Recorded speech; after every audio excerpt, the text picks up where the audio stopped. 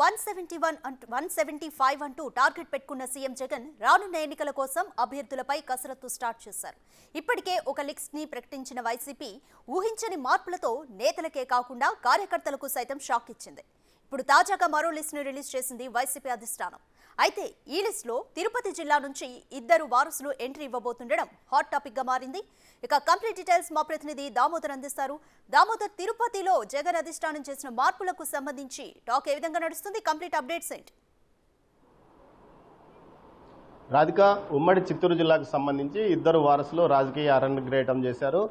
ఈ ఎన్నికల్లో చేయబోతున్నారు. ముఖ్యంగా గత ఎన్నికల్లో పోటీ చేసిన భూమన్ కరుణాకర్ రెడ్డి ఏదైతే తిరుపతి నుంచి విజయం సాధించాడో, అదేవిధంగా చంద్రగిరి నుంచి చెవిరెడ్డి భాస్కర్ రెడ్డి విజయం సాధించారు. ఆ తర్వాత వీరిద్దరూ తమ వారసులకు అవకాశం ఇవ్వమని జగన్మోహన్ రెడ్డి కోరారు. మొదట్లో వారసులకు అవకాశం లేదని చెప్పిన జగన్మోహన్ రెడ్డి తర్వాత వీరిద్దరి వారసులకు ప్రయారిటీ ఇచ్చారు అని చెప్పవచ్చు. ముఖ్యంగా చంద్రగిరి ఎమ్మెల్యే చెవిరెడ్డి భాస్కర్ రెడ్డి ఇప్పటికే జగన్మోహన్ రెడ్డి కోటరీలో కీలక వ్యక్తిగా మారిపోయాడు. పార్టీ సర్వే కార్యక్రమాల్లో ఆయనే చూస్తున్న నేపథ్యంలో పార్టీ వ్యవహారాలు చూడడానికి వీలుగా ఆయన గత సంవత్సరం క్రితమే తన కుమారుడికి అవకాశం ఇవ్వమని కోరగా వెంటనే ఆమోదం లభించింది. అంతేకాకుండా ఆయన కుమారుడిని తుడా చైర్మన్గా చేసి ప్రోటోకాల్ కూడా కల్పించారు. మొత్తం మీద అయితే ప్రస్తుతం 6 నెలల క్రితమే చంద్రగిరి అభ్యర్థిగా చెవిరెడ్డి మోహిత్ రెడ్డిని ప్రకటించిన నేపథ్యము, తర్వాత తిరుపతి ఎమ్మెల్యే భూమన్ కరుణాకర్ రెడ్డి ఎన్నికల్లో విజయం సాధించిన వెంటనే తాను వచ్చే ఎన్నికల్లో భవిష్యత్తులో పోటీ చేయనని ప్రకటించాడు. అంతేకాకుండా టీటీడీ చైర్మన్ తనకు ఒకసారి అవకాశం ఇవ్వమని కూడా కోరాడు. అయితే అప్పట్లో 2 దఫాలుగా తన సొంత బాబాయ్ సుబ్బారెడ్డికి అవకాశం ఇచ్చిన జగన్మోహన్ రెడ్డి చివరిలో ఏదైతే భూమన్ కరుణాకర్ రెడ్డికి టీటీడీ చైర్మన్గా అవకాశం ఇచ్చారో, ఆ తర్వాత జరిగిన పరిణామాల్లో గతంలోనే డిప్యూటీ మేయర్గా భూమన్ అభినయ్ రెడ్డికి అవకాశం ఇవ్వడంతో అతను నగరంలో చాలా యాక్టివ్గా పాలిటిక్స్ చేస్తున్నాడని చెప్పవచ్చు. ఏదైతే మాస్టర్ ప్లాన్ రోడ్స్తో పాటు అదేవిధంగా నగరంలో 22A ప్రకారము ఇళ్ల పట్టాలు, అంటే ఆస్తి మీద హక్కు ఉన్నప్పటికీ దాన్ని అమ్ముకోవడానికి వీలు లేని విధంగా ఉన్న నిబంధనలను సడలించడంతో సుమారు 5,000 మందికి పైగా తిరుపతిలో లబ్ధి పొందారు. వీటినన్నింటినీ అవకాశంగా తీసుకున్నారు. దీంతోపాటు తన కుమారుడికి విజయమే లక్ష్యంగా టీటీడీకి సంబంధించిన కార్మికులకు అనేక తాయిలాలు కూడా ఏదైతే భూమన్ కరుణాకర్ రెడ్డి ప్రకటించిన నేపథ్యం, ఈ పరిస్థితుల్లో కొడుకు విజయానికి సులువుగా బాటలు వేస్తున్న నేపథ్యంలో భూమన్ అభినయ్ రెడ్డిని కూడా నిన్న అభ్యర్థిగా ప్రకటించారు. మొత్తం మీద ప్రస్తుతం 2 వారసులు అభ్యర్థులుగా ప్రకటించారు. మరో 2 వారసులు కూడా రంగంలోకి దిగే అవకాశం ఉంది ఉమ్మడి చిత్తూరు జిల్లా నుంచి అని చెప్తున్నారు. మొత్తం మీద అయితే వారి పేర్లను ఫిబ్రవరిలో ప్రకటించే అవకాశం ఉందని చెప్తున్నారు. మొత్తం మీద అయితే ఏదైతే ముందుగా నిర్ణయించిన ప్రకారం ఎలాంటి వివాదం లేని వ్యవహారం కాబట్టి ముందుగా ప్రకటించినట్టు తెలుస్తుంది. రాధిక, రైట్ దామోదర్, మొత్తం 4 చోట్ల వారసులకు అవకాశం ఇస్తే అందులో 2 తిరుపతి నుంచే ఉన్నాయి. వారసులకు అవకాశం ఇవ్వటం పట్ల నియోజకవర్గంలో ఏమనుకుంటున్నారు? అంటే వన్ మ్యాన్ షో లాగా, అంటే ఒకే నాయకుడు, అంటే తిరుపతి కానీ చంద్రగిరి కానీ, తిరుపతిలో భూమన్ కరుణాకర్ రెడ్డి తప్ప మరో ప్రత్యామ్నాయం కానీ మరో కుటుంబం కానీ రాజకీయంగా టికెట్ అడిగే పరిస్థితులు అక్కడ తిరుపతిలో లేదు. అదేవిధంగా ఏదైతే చంద్రగిరిలో చెవిరెడ్డి కుటుంబం తప్ప వేరే వాళ్ళు టికెట్ ఆశించే పరిస్థితి లేదు. ఏకనాయకత్వం ఆ 2 నియోజకవర్గాల్లో వైఎస్ఆర్సీపీలో ఉంది. మిగతా పార్టీల్లో అయితే బహుముఖంగా టికెట్ అడిగే పరిస్థితి అక్కడ కనిపిస్తుంది, అటు టీడీపీలో కానీ మిగతా జనసేనలో కానీ. కానీ ఈ 2 నియోజకవర్గాల్లో వైసీపీకి సంబంధించి ఒకే నాయకత్వం ముందు నుంచి బలంగా ఉంది. వారికి ప్రత్యామ్నాయ నాయకత్వం కూడా లేని పరిస్థితి. దీంతో పాటు ఈ 2 కుటుంబాలు ఏదైతే భూమన్ కరుణాకర్ రెడ్డి వైఎస్ రాజారెడ్డి నుంచి వైఎస్ రాజశేఖర రెడ్డి, అదేవిధంగా జగన్మోహన్ రెడ్డి, ఈ కుటుంబం వెంట అతను విధేయుడుగా ఉన్నాడు. అదేవిధంగా చెవిరెడ్డి భాస్కర్ రెడ్డి వైఎస్ రాజశేఖర రెడ్డి కాలం నుంచి జగన్మోహన్ రెడ్డి వరకు ఒక విధేయుడుగానే కొనసాగుతున్నాడు. అంతేకాకుండా అత్యంత ముఖ్యమైన వ్యక్తుల కోటరీలకు కూడా ఆయన చేరిపోయాడు. పార్టీ సర్వే వ్యవహారాలు చూస్తున్నాడంటే ఇంకెంత కీలకమైన వ్యక్తో మనకు తెలుస్తుంది. మొత్తం మీద ఈ 2 కుటుంబాలకు సంబంధించి ప్రత్యామ్నాయం లేని పరిస్థితిలోనే వారి వారసులను ప్రకటించారు. ఇక వేరే నాయకుడు పెదవి విప్పే పరిస్థితి లేదు. సామాజిక సమీకరణాల నేపథ్యం తీసుకుంటే అటు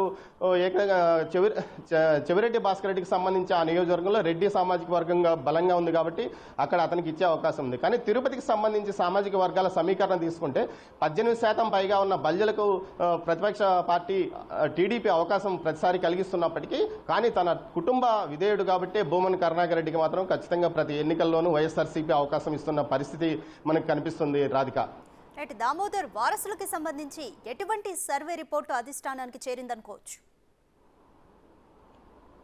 ఖచ్చితంగా సర్వే రిపోర్ట్ అంటే చెవిరెడ్డి భాస్కర్ రెడ్డి కొడుకు చెవిరెడ్డి మోహిత్ రెడ్డి ఏదైతే చెవిరెడ్డి రాజకీయ వారసుడుగానే రంగంలోకి వచ్చాడు.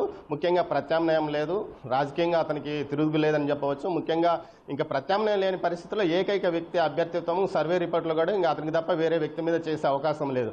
గెలుపైనా ఓటమైనా అతనే అభ్యర్థి, ఇక సర్వేలో అవసరం లేని పరిస్థితి.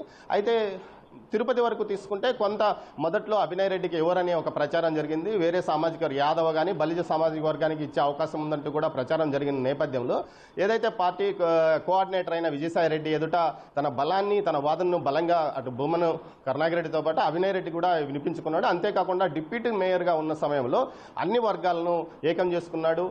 ఏదైతే కార్పొరేటర్గా ఏకగ్రీవంగా ఎన్నికయ్యాడో అదేవిధంగా కార్పొరేట్ ఎన్నికలను ఒక విలక్షణంగా ప్రతిష్టాత్మకంగా తీసుకొని ఎన్నికల్లో గెలిచాడు. అదేవిధంగా ఎంపీ ఎలక్షన్స్లో ఎమ్మెల్యే ఎలక్షన్లో 780 మెజార్టీతో వాళ్ళ నాన్న గెలవగా అదే ఎంపీ ఎలక్షన్కి సంబంధించి 30,000 పైగా ఆధిక్యత ఆ నియోజకవర్గం నుంచి సాధించడంలో కీలక పాత్ర భూమన్ అభినయ్ రెడ్డిది. ఆ తర్వాత మున్సిపల్ ఎన్నికలు, ఎమ్మెల్సీ ఎన్నికలు, ప్రతి ఎన్నికల్లో తనదైన శైలిలో ఎన్నికలు నిర్వహించుకుంటూ పోయాడు. క్షేత్రస్థాయిలో ప్రతి కార్పొరేషన్ డివిజన్లోనూ పూర్తి స్థాయిలో తన బలాన్ని తనకంటూ ఒక వర్గాన్ని ఏర్పాటు చేసుకున్నాడు. భూమన్ అభినయ్ రెడ్డి తప్ప మరో ప్రత్యామ్నాయం లేదని ఏదైతే క్యాడర్ చేతతో పాటు అదేవిధంగా కార్యకర్తల చేత పూర్తి స్థాయిలో ఒప్పించుకున్న తర్వాత అంటే అతని తప్ప ఇక ప్రత్యామ్నాయం లేదన్న పరిస్థితి అటు పార్టీ వర్గాల్లోనూ ప్రజల్లోనూ ఏర్పడే విధంగా వైసీపీకి ప్రత్యామ్నాయం లేదనే విధంగా ఏర్పాటు చేసుకున్నాడు. దీంతో పాటు ఇదే సమయంలో తండ్రి కూడా అతని రాజకీయ ఎదుగుదలకు అనుగుణంగా పావులు కదిపాడు. ముఖ్యంగా టీటీడీ చైర్మన్గా ఎంపికైన తర్వాత తీవ్ర స్థాయిలో ఏదైతే తిరుపతి అభివృద్ధి కోసం తీవ్ర స్థాయిలో నిధులు మంజూరు చేయడం, ముఖ్యంగా ప్రతిపక్షాలు బీజేపీ నుంచి తీవ్ర స్థాయిలో 1% టీటీడీ నిధులు విడుదల చేయాలన్న విషయంలో వ్యతిరేకత వచ్చినప్పటికీ దాని మీద పోరాడాడు. ఆ తర్వాత తిరుపతి శానిటేషన్కి సంబంధించి తిరుమల నుంచి నిధులు విడుదల చేయాలన్న విషయంలో కూడా నిధులు విడుదల చేయించాడు. టెండర్ వరకు వచ్చింది. తర్వాత కోర్టు గొడవల వల్ల అది కొంత ఆగిపోయిన పరిస్థితి.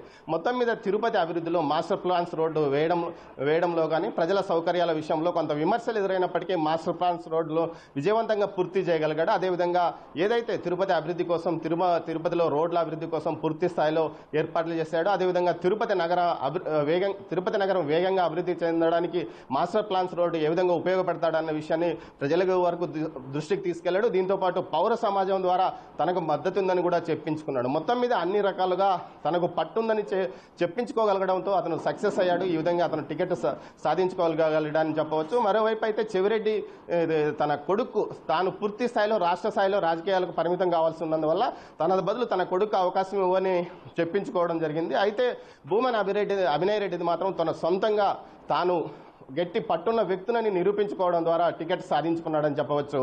Radhika. Right, thank you Damodar.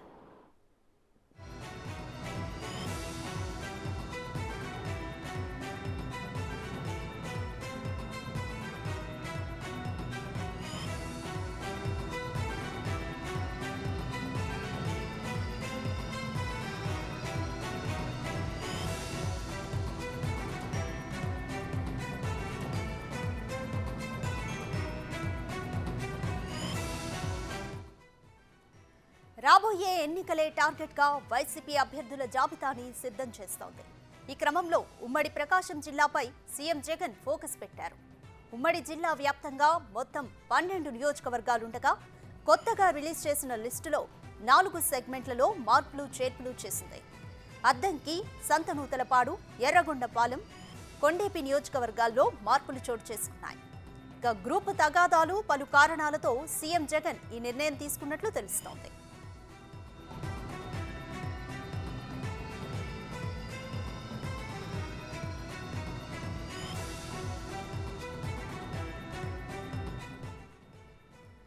రాబోయే ఎన్నికలే టార్గెట్గా వైసీపీ అభ్యర్థుల జాబితాని సిద్ధం చేస్తోంది. ఈ క్రమంలో ఉమ్మడి ప్రకాశం జిల్లాపై కూడా సీఎం జగన్ ఫోకస్ పెట్టారు. ఉమ్మడి జిల్లా వ్యాప్తంగా మొత్తం 12 నియోజకవర్గాలుండగా కొత్తగా రిలీజ్ చేసిన లిస్టులో 4 సెగ్మెంట్లలో మార్పులు చేర్పులు చేసింది. ఈ సెగ్మెంట్లో అద్దంకి, సంతనూతలపాడు, ఎర్రగొండపాలెం, కొండెపి నియోజకవర్గాల్లో మార్పులు చోటు చేసుకున్నాయి. ఇక గ్రూపు తగాదాలు పలు కారణాలతో సీఎం జగన్ ఈ నిర్ణయం తీసుకున్నారు.